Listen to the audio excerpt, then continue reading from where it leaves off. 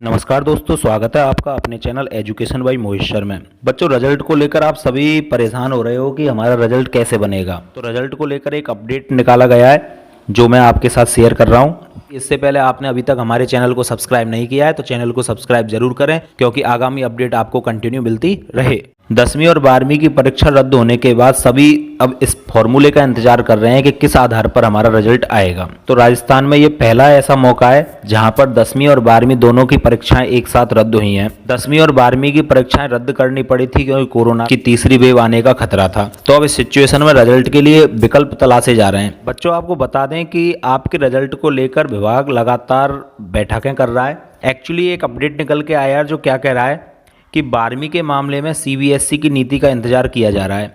RBSE कहता है कि हम सीबीएसई की नीति का इंतजार कर रहे हैं कि सीबीएसई किस विकल्प को अपनाता है। सीबीएसई जिस विकल्प को अपनाएगा हम उस विकल्प को अपने 12वीं के रिजल्ट में अप्लाई कर सकते हैं। हालांकि सीबीएसई और राजस्थान की पढ़ाई का पैटर्न अलग अलग होता है, लेकिन सीबीएसई के रिजल्ट से एक दिशा निर्देश मिल जाएगा किस तरह से हमें रिजल्ट तैयार करना है। अब इस पर शिक्षा मंत्री गोविंद सिंह डोटासरा जी क्या कहते हैं? वो कहते हैं हम कई विकल्पों पर विचार कर रहे हैं और हमारी कोशिश है कि एक ऐसी नीति बनाई जाए जिससे कोई छात्र छात्रा के साथ अन्याय नहीं हो, हमें कोर्ट में नहीं जाना पड़े, कोर्ट की अड़चनों में नहीं फंसना पड़े। अब देखो क्या विकल्प हैं, इन दोनों पर मैं आपको थोड़ा सा बताता हूँ। तो ये विकल्प हो सकते हैं। देखो, 10वीं के लिए 8वीं और 9वीं कक्षा का परिणाम लिया जा सकता है। 10वीं के लिए सरकार 8वीं और 9वीं कक्षा के परिणामों को आधार बना रही है, क्योंकि 8वीं बोर्ड की परीक्षा होती है। इसके अलावा स्कूल स्तर पर भी परीक्षाओं जैसे कि टर्म टेस्ट, अर्धवार्षिक परीक्षा में छात्र छात्राओं का प्रदर्शन, इनको आधार बनाया जा सकता है। हालांकि कोरोना के कारण न तो बच्चों की पढ़ाई ढंग से हुई थी और न ही परीक्षाएं भी सही ढंग से हो पाई थी।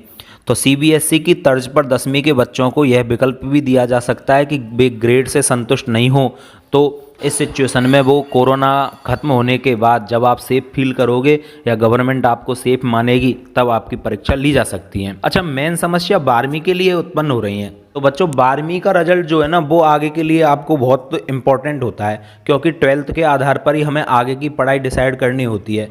यदि हम 12th में अच्छी परसेंटेज बनाते हैं तो हमें अच्छे कॉलेज भी मिल जाते हैं, हम बाहर भी जा सकते हैं, या किसी एक पर्टिकुलर एग्ज़ाम को देने के लिए हमें फिक्स परसेंटेज का क्राइटेरिया भी चाहिए होता है। तो इसी पर अब समस्या ज़्यादा उत्पन्न हो रही है कि 12वीं के लिए क्या विकल्प अपनाया जाए।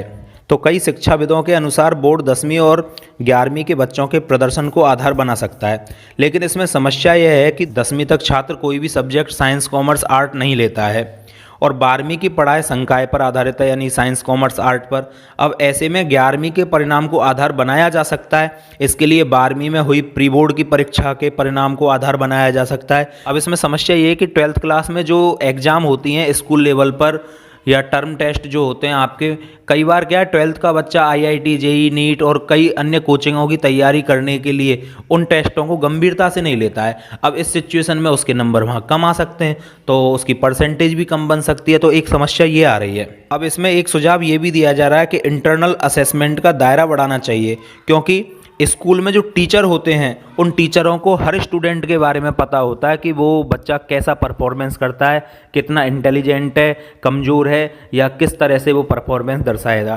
तो वो कहते हैं कि यदि स्कूल के शिक्षकों से छात्र के बारे में जानकारी ली जाए तो ऐसे में वो जो अंक भेजेंगे उसी को आधार बनाकर परिणाम घोषित किया जा सकता है। तो बच्चों, यदि शिक्षकों से परामर्श लिया जाए तो ये बहुत अच्छा विकल्प बन सकता है और यहीं से आपका रिजल्ट काफ़ी अच्छा आ सकता है। हर बच्चे को इसमें काफ़ी अच्छा परफॉर्मेंस मिल सकता है। इस आधार पर हर बच्चे को एक सही मूल्यांकन मिल सकता है, क्योंकि स्कूल के टीचर को सभी बच्चों के बारे में जानकारी होती है कि कौन बच्चा इंटेलिजेंट है, कौन बच्चा थोड़ा मीडियम है। तो इस आधार पर आपका सही रिजल्ट बन सकता है। मुझे तो ये परामर्श अच्छा लगा। आपको ये परामर्श कैसा लगा कमेंट बॉक्स में ज़रूर बताएं।